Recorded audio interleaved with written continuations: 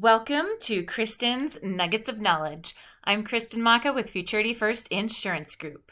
Today's nugget of knowledge is going to be answering the question that I get so often for those people coming up to age 65 and being Medicare eligible. That question is, should I get Medicare if I am still working? Are you ready to go grab today's nugget of knowledge? Let's go, shall we? So with that question comes a different couple of scenarios. And of course, those different scenarios lead to different answers.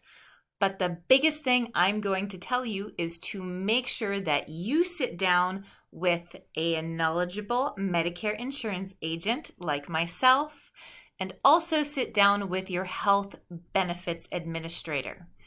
That way you can ask all the questions, make sure you get all the little wrinkles in all of this process ironed out so that everything runs smoothly from day one to the very end.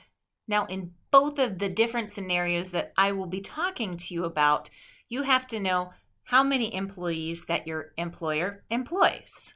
And how do you know if Joe Schmo is a full-time, part-time, or 1099 employee? You may look around and see about 20, 25 people at your work, but not know what your employer files as far as employees go with the government. So, like I said, it is super important to make sure that you sit down with the benefits administrator to get all of these different questions answered. So that's question number one you should be asking. How many employees do you have on file with the government? That'll tell you if you're in scenario one or if you're in scenario two. Scenario one is your employer has less than 20 employees. So that is 19, 18, 17, and so on. In that particular instance, Medicare is generally the first payer. So that means you're going to want to have Medicare insurance.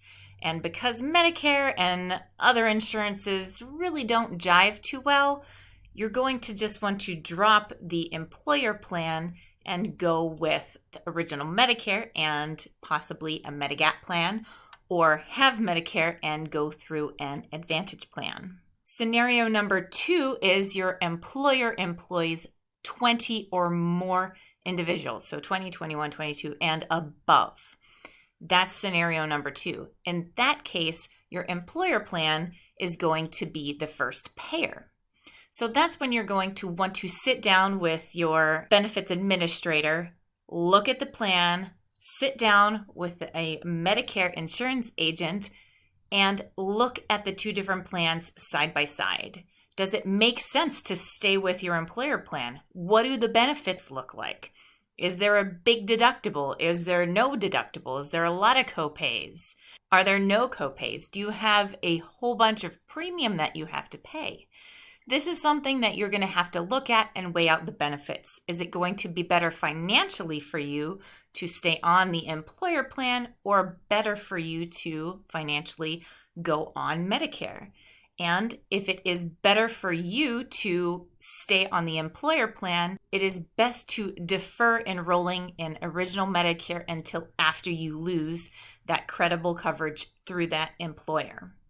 I say this because the Medicare supplements that are out there for those individuals that want original Medicare and a Medicare supplement, the way the supplement works is you have an initial period where you can sign up, and that company has to take you. And that is 6 months after the month of your enrollment in Medicare. After that, you have to health-wise qualify for it. So, if that's the road that you want to go down and you've accidentally signed up for original Medicare and you're still in an employer plan, and a year down the road, you get off your employer plan and want to have a supplement in place, but you've had a lot of health issues over the last few years, then you may not be able to get a Medicare supplement. Or if you do, it may be a lot more expensive than you'd planned.